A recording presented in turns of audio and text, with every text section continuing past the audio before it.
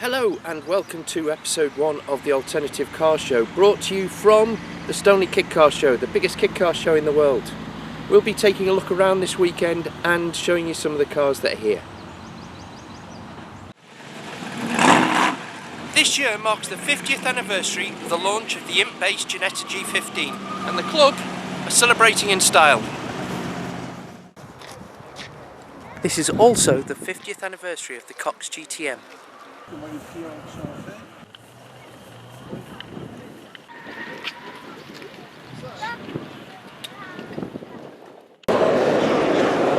And the GTM Coupe is making a comeback as the Handley Coupe.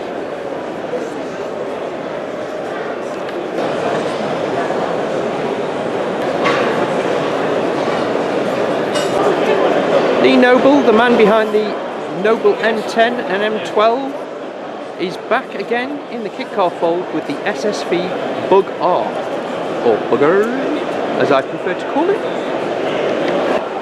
It's based on Ford Mondeo components, so it's not going to be expensive to get the running gear. And we've spoken to the man himself, and he said we can come and do a feature. And here's the other Lee Noble design, the Exile. He's been a busy boy.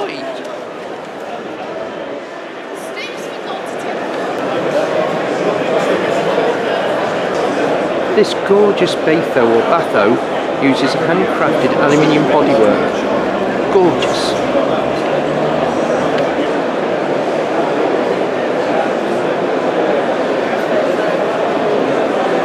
The Two Right cleverly uses the rear end of a Yamaha R1. Fantastic.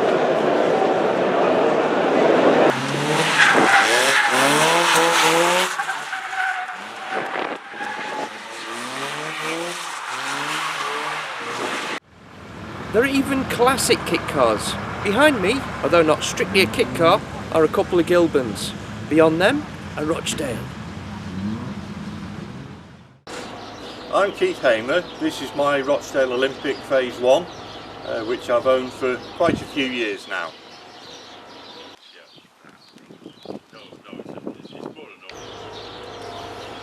The prototype Olympic was first built in 1959. The production cars went into production in about 1960, mid to late 1960. With the exception of the Lotus Elite, this is one of the first GRP monocoques ever made. The concept of the Olympic was effectively very similar to what Lotus and TVR were doing in the period, which was to avoid the then purchase tax, which was quite onerous. They were supplied as a complete kit of parts, which was absolutely everything you needed. The basis for the Phase 1 is effectively Riley 1.5 or Morris 1000. The Phase 2s were done in exactly the same manner. The component parts for those being Triumph front suspension with a Ford engine, although later on the Phase 2 was available with the Riley or the Morris 1000 engine as an option. There were a number of companies that Rochdale Motor Panels used which would take their parts and build the car for the customer, and in fact Rochdale Motor Panels did do a few as turnkey cars. During its production there were approximately 250 Phase 1s produced. There was a big overlap between the Phase 1 and the Phase 2. Effectively the Phase 1 remained in production even when the Phase 2s were being made, and the factory realistically retired the Phase 1 moulds in about 1967.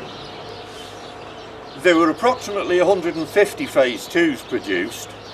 The production of Rochdale Olympics in general kind of died down towards the end of the 1960s.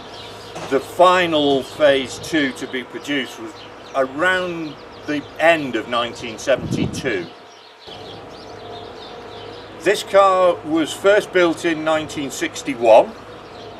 I am actually only the second owner of this car, and I've had it for about 8 years and used it on a very regular basis from that point. I've had to do very little work to the car. Just for my own purposes, I painted it orange.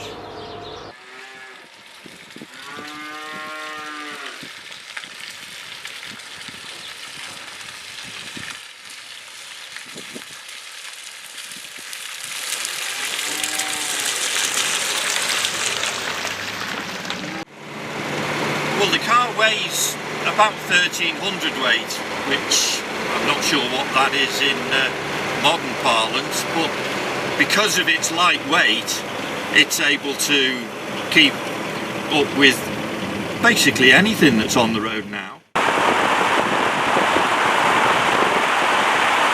The one thing that you have to be if you own something like this is friendly and able to talk to people. We're always getting asked questions about what is it, where does it come from, who made it, how old is it.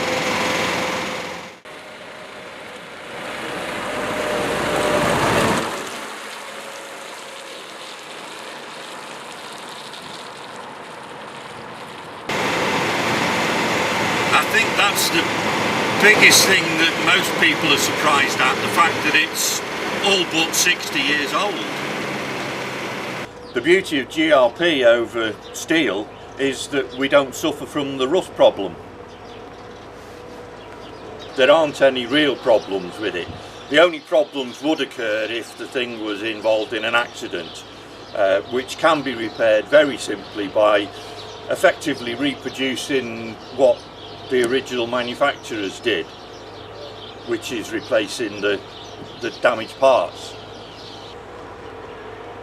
Once you get your head round the fact that the car's almost 60 years old, if you can accept the fact that it's a classic car and handles like a classic car, it's capable of doing both cruising and a bit of lively driving if that's the way you want to go. The only thing I'd like to add is that for me personally, it's a really nice car to drive. It's an involving drive. You have to drive the car rather than allow all the modern electronics to take over and drive the car for you. And now we go from one special Rochdale owner to another one. This is Tony Stanton, who is the historian for the Rochdale Olympic Club, and he has a very special car.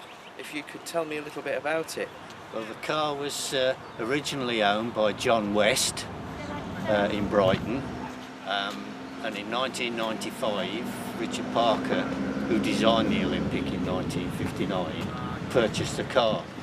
After he drove it around a bit, he thought, it's a bit of a 60s car, I'll rebuild it as if it was being done today in 1995. And I know from reputation that Richard, when he drives, or when he drove, a little bit on the rapid side. It was a very, very quick drive. This car has been refabricated, new floor, new inner wheel arches, new bulkheads. The suspension's all been redesigned and refabricated. Disc brakes all round, limited slip diff, and a Cosworth 3-litre V6 engine. Well, I know from, because I own a monocoque kit car myself, I know about the strength of the monocoques, so I know the car's strong enough to take it, but it must surprise a few people when they see this car whiz past. Oh yes, so when it's track dayed, people take an interest when you drive in, but once you've been out on the track, they're swarming all over it. Yes. And 0 to 60 in 5 seconds. 5 seconds for a Rochdale. 152 is the best I've had out of it. 152? No aerodynamic devices. But you don't need it with this. It's quite that's quite right. the good aerodynamics, aren't they? Richard took the a brochure of a Ferrari to the trimmers and asked him to do it as if to the same spec as the Ferrari. Ferrari's wider, but the inside is exactly the same colours, the edges on the trim, and all that is exactly the same as the Ferrari. I mean, in its day, when it first came out, it must have looked like a spaceship, because if you think about the cars of the time, you know, it was really advanced, wasn't it? Well, in 1960 I was 14 at school, and I saw it in my dad's auto car magazine, and I sent off for a brochure. So I started from the very beginning in 1960, really. So get your kids watching the Alternative Car Show and see if you could end up with a garage full of interesting cars. We do want more kids getting involved, by the way. It's the future, and also these cars are a lot safer than your average production car. I mean, the composite monocoque in a Rochdale or a Quantum or a GTM, these are extremely solid Formula One technology, basically. We're talking about something that will take an impact that most production cars won't, and they are cars that will literally last forever. That is true. So thank you very, very much for letting us take a look at your car. You're welcome. It's the Stoneleigh.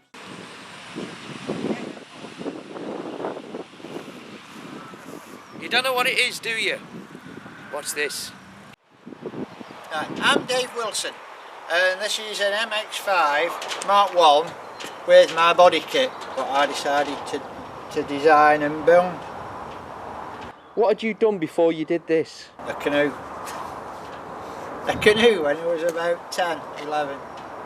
That's it. And then just taught myself how to redo it, if you see what I mean. I had the base, I'd just got a basic idea, and then you look at a couple of books, and then have a mess about, trial and error, then I managed to do it pretty good. it's an absolutely stunning shape.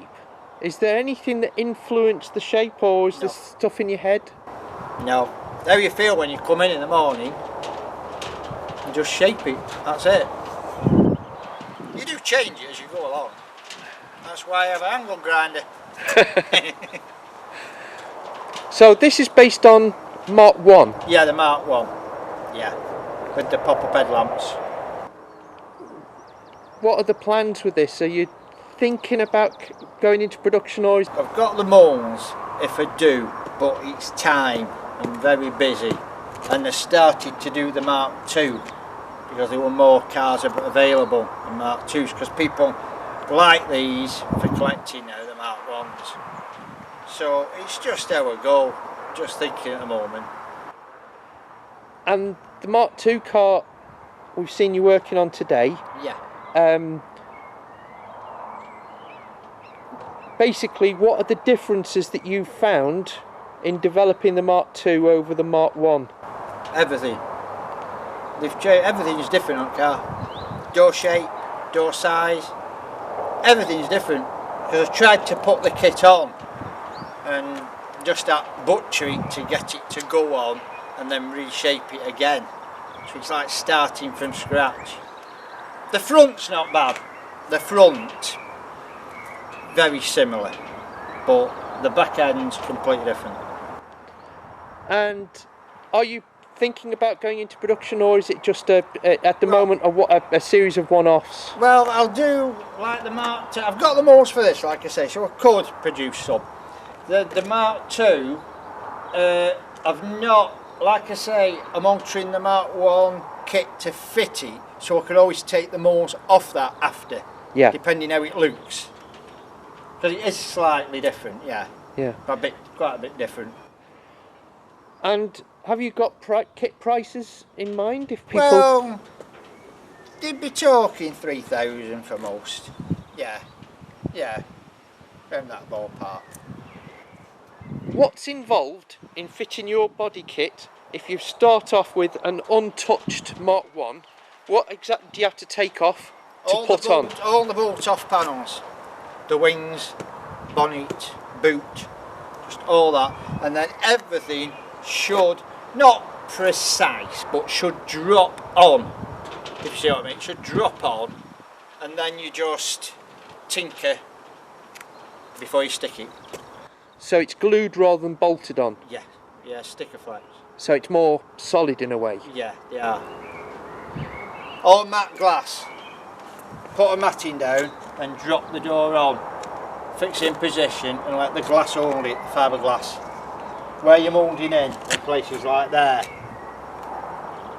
Because that's fiberglass and that's steel. So it meets there. So you just put your matting down, bed it on, and then you can sand off. So you blend it in effectively. Yeah, you blend it in, yeah, that's what it is. So, Yeah. what would you say is the time scale for someone who's reasonably skilled to put one together? About 6 weeks. 6 weeks. Yeah. And 4 to 6 weeks. Yeah, you should be able to do it in that. Quite easy. Paint it, the lot. Yeah. what's the response of people when you're driving around? Oh, in they it? like it. Yeah. Yeah. I always get people stopping me and asking about it. It's different. You only one of it, isn't there? That's it. Oh, this has got coilovers on as well. I've dropped coilovers on for lowering. But it's not lowered an awful lot because it's got 17-inch wheels on instead of the 15s and 16s. Like. And to drive, does it feel like the original MX-5 No, or? it's a lot. Because they're a big wheel, bigger than Stanley, a bit heavier. And because they're a bit wider, it's just that's what you've got used to. Just get used to it. So it's a little bit heavier in the Yeah, steering, a bit but heavier on wheel, just that's all really. Yeah. That's all. But it corners pretty good. Yeah. And here he is. So how was your trip down to Stoneleigh? We made it, yeah, with all that in. Tent, windbreaks, the lot. So it can be done. Oh, it can be done. If you're determined to come, and we always come here. It's worth coming to the show next year, folks. Yeah. There'll be a lot more around as well. Right, I'm with Andy Heaton from the Quantum Owners Club with an issue that's of concern not just to Quantums but also some of the other practical cars such as GTMs and Midases.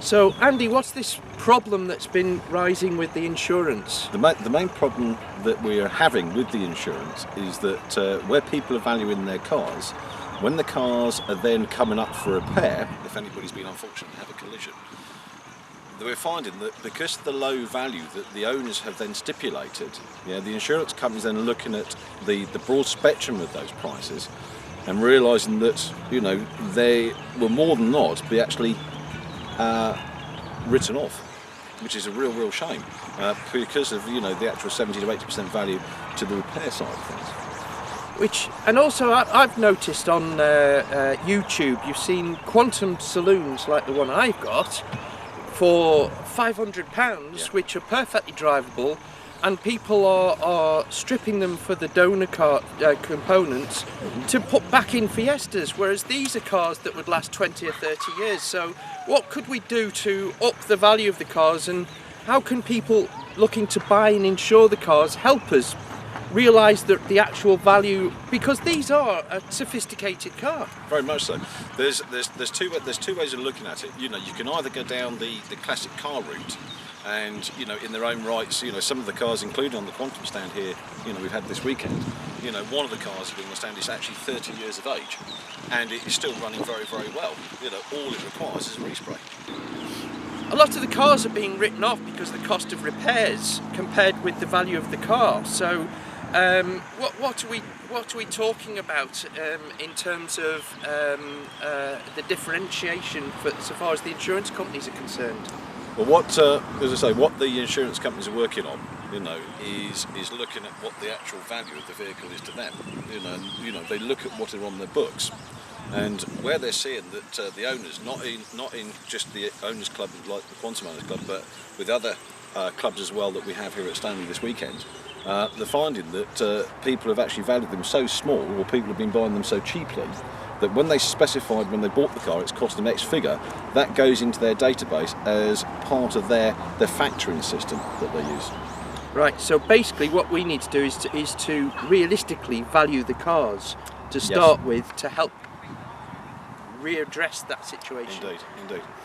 There's several ways we can actually do that, and all the owners' clubs need to get involved in this one as well. And what they need to do, the officials need to look at the cars and say, right, that's one's in a poor category, so that's going to have a figure of X value, and then work your way up through to the concours value. And then it's trying to get the agreed values with the insurance companies. Right, so as an experiment, I have asked Andy to be as harsh as he likes with my car, and to actually walk around it, and we'll talk about potential repair costs. Don't forget, this is a GRP monocoque, so it's going to be incredibly strong. Some of these things survive massive accidents, but there is a cost to fixing them. So we're going to walk around my car, and he's going to be quite harsh about what it would cost me to fix if my driving wasn't as excellent as it obviously is. Okay, you've already spotted something. I have indeed, Neil. Yeah, we've had a bit of a contretemps on this back quarter here.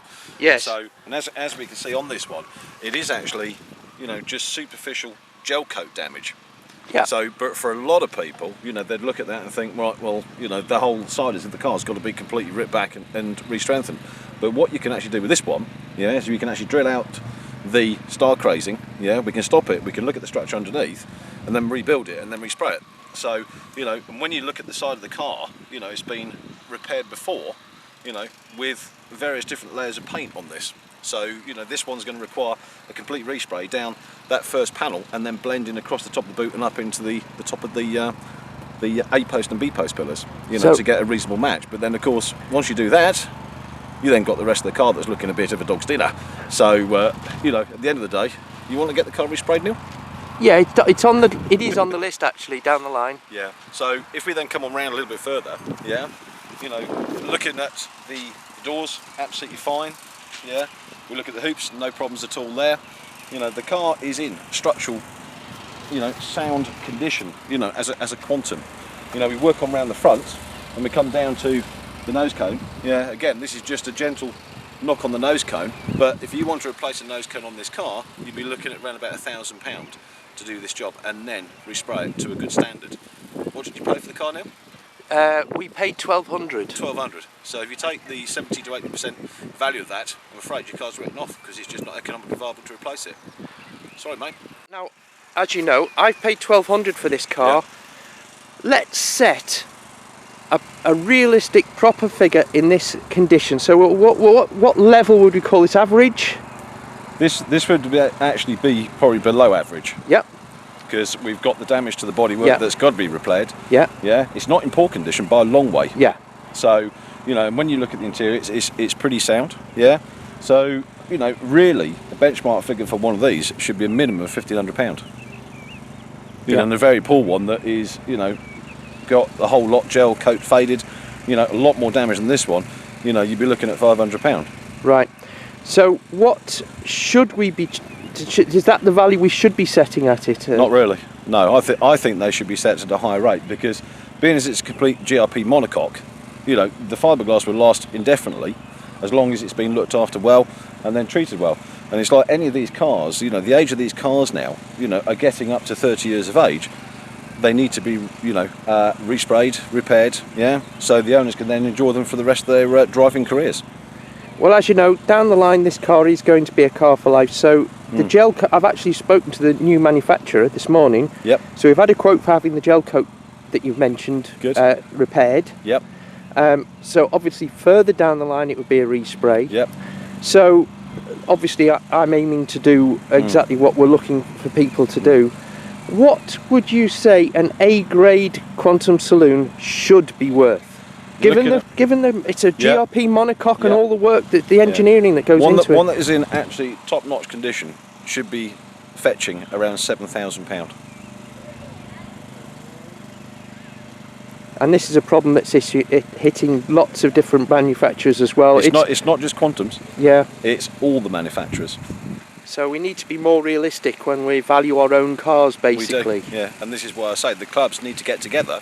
Yeah, and actually put a baseline figure that they work from and actually use that same system.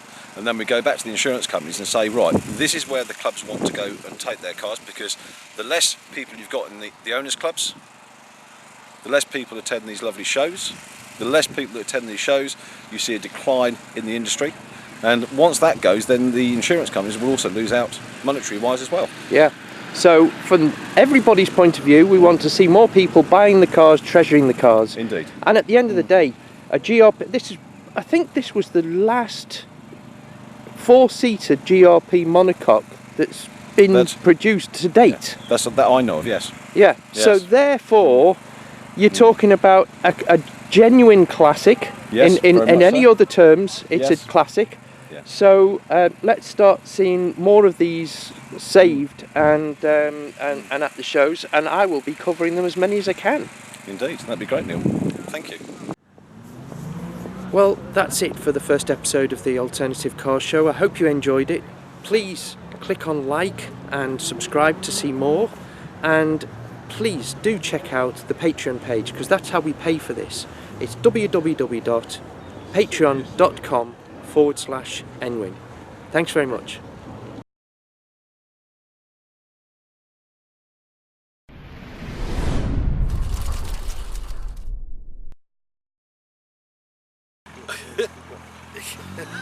Someone's started up. We'll have to speak up a little bit. That's all right. Very good, Neil.